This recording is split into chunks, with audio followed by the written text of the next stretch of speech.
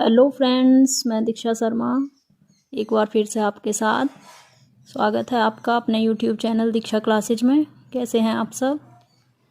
चलिए गाइज, आज से हम अपने टॉप 100 रूल्स ऑफ ग्रामर की सीरीज स्टार्ट कर रहे हैं। तो आपके भाई, बंधु, सखा, मित्र, फ्रेंड जो भी हों, उनके पास सेशन को शेयर ज़रूर करें ताकि सभी लोग जो भी कंपटीशन की तैयारी कर रहे हों, सभी लोग इसका बेनिफिट ले सकें। Let's start. आज हमारा रूल नंबर 1 है। इसमें हम देखेंगे ईच और एवरी, एग्जाम के पॉइंट ऑफ व्यू से भी और जनरल व्यू से भी आपकी सारी प्रॉब्लम्स आज क्लियर हो जाएंगी। ध्यान से सुनिएगा और सेशन को पूरा देखिएगा, बीच में स्किप करेंगे तो समझ नहीं आएगा। चलिए स्टार्ट करते हैं। ईच और एवरी, गाइज पहले इनकी पार्ट्स ऑफ स्पीच समझते हैं, तभी आप अच्छे से समझ पाएंगे। एवरी एडजेक्टिव होता है और ईच बोथ एडजेक्टिव और प्रोनाउन होता है।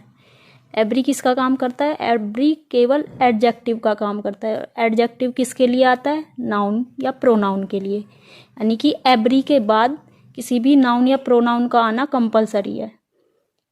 ये मोर देन 2 के लिए यूज होता है। और कितनों के लिए यूज होता है? 2 से ज़्यादा के लिए। ईच ये एडजेक्टिव का भी काम कर सकता है और प्रोनाउन का भी। ये 2 के लिए भी यूज हो सकता है और 2 से ज़्यादा के लिए भी, लेकिन एवरी हमेशा 2 से ज़्यादा के लिए यूज होगा। Clear friends? Each individual approach के लिए भी यूज होता है और एवरी जनरल अप्रोच के लिए या फिर कलेक्शन के लिए। चलो एग्जाम्पल से समझते हैं। फर्स्ट एग्जाम्पल देखो, अभी मैंने बताया था एवरी क्या है? एडजेक्टिव, और ईच एडजेक्टिव और प्रोनाउन दोनों हैं। एडजेक्टिव मोर देन 2 के लिए आता है, एवरी मोर देन 2 के लिए आता है, और ईच 2 के लिए भी आ सकता है और 2 से ज़्यादा के लिए भी। दोनों ही अपने साथ सिंगुलर वर्ब लेते हैं। ध्यान रखिएगा फ्रेंड्स, दोनों के साथ ही क्या आएगी? सिंगुलर वर्ब आएगी और सिंगुलर नाउन आएगी। जहाँ प्लूरल आएगी वहाँ मैं बताऊंगी। चलो एग्जाम्पल देखो। ईच स्टूडेंट, स्टूडेंट क्या है गाइज? नाउन है, और नाउन से आने वाला पार्ट क्या होगा? एडजेक्टिव। यानी कि यहाँ ईच किसका काम कर रहा है? ये एडजेक्टिव का काम कर रहा है। स्टूडेंट नाउन है तो ईच क्या हुआ? एडजेक्टिव हुआ। अब बताइए, इज या are very talented. Each student, is या आर क्या आएगा? बताते जाइए आप। यहाँ क्या आएगा? इज, क्योंकि ये क्या लेगा अपने साथ? Singular verb. Each student is very talented. Next, every student, यहाँ भी स्टूडेंट नाउन है और इससे पहले लगने वाला वर्ड क्या हुआ? ये इसको मॉडिफाई कर रहा है, ये इसका एडजेक्टिव हुआ। एवरी स्टूडेंट, इज या आर? बताइए यहाँ क्या आएगा? इज, क्योंकि ये एवरी भी सिंगुलर वर्ब लेता है। ये क्लियर हुआ गाइस? दोनों ही सिंगुलर वर्ब लेंगे, चाहे ईच हो या एवरी हो, जब ये एडजेक्टिव के रूप में काम कर रहे होंगे। सिंगुलर वर्ब कब आएगी?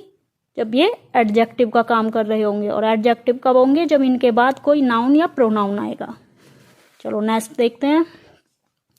ईच ऑफ द स्टूडेंट्स, पहले यहीं तक समझिए। अब यहाँ ऑफ लगा है और ऑफ के बाद आने वाला जो नाउन होता है वो ये ऑफ प्रीपोजिशन है, और प्रीपोजिशन के बाद आने वाला नाउन या प्रोनाउन वो प्रीपोजिशन का ऑब्जेक्ट होता है। तो यहाँ सब्जेक्ट क्या है? ईच। अब ईच सब्जेक्ट का काम कर रहा है तो इसकी पार्ट्स ऑफ स्पीच क्या होगी? प्रोनाउन। अब ये एडजेक्टिव नहीं है, क्योंकि इसके डायरेक्ट बाद में डायरेक्ट नाउन नहीं आया। किसके बाद आया नाउन? प्रीपोजिशन के बाद आया, और प्रीपोजिशन के बाद आने वाला नाउन या प्रोनाउन प्रीपोजिशन का ऑब्जेक्ट होता है। तो बताइए, each of the students was या वर प्रेजेंट। अभी मैंने ऊपर भी बताया था कि ये हमेशा क्या लेती हैं?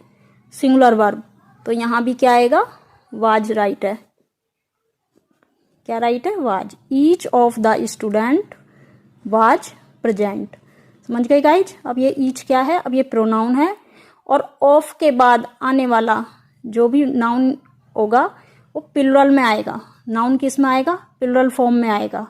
वर्ब हमेशा सिंगुलर रहेगी, लेकिन नाउन क्या होगा? प्लूरल हो जाएगा जब ईच प्रोनाउन का काम कर रहा होगा, और अगर एडजेक्टिव का काम कर रहा है तो सिंगुलर ही लेगा। नेक्स्ट देखिए, practically every part of the banana tree.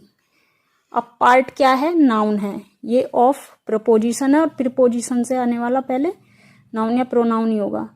Part से पहले क्या लगा है, एवरी, ये क्या हुआ, एडजेक्टिव, तो इसके पार्ट्स नहीं लिखा ना हमने, पार्ट लिखा है, मीन्स ये सिंगुलर नाउन लेगा। Practically every part of the banana tree या ट्रीज, बताइए क्या आएगा। तो एवरी के बाद क्या आता है, सिंगुलर नाउन, यहाँ भी ट्री आएगा। इज या are used by man, is आएगा या आर, बताइए, इज यूज्ड बाय मैन, यानी practically every part of the banana tree is used by man. तो आपने क्या सीखा कि एवरी एडजेक्टिव है और इसके बाद क्या आएगा, सिंगुलर नाउन आएगी, सिंगुलर ही वर्ब आएगी। नेक्स्ट देखिए, वी या आई, कोई भी मान लो, मैं या हम, हैव, अब वर्ब यहाँ तो प्लुरल आएगी क्योंकि वी या आई के अकॉर्डिंग लगी है। Have a marker in every या ईच हैंड, बताइए क्या आएगा।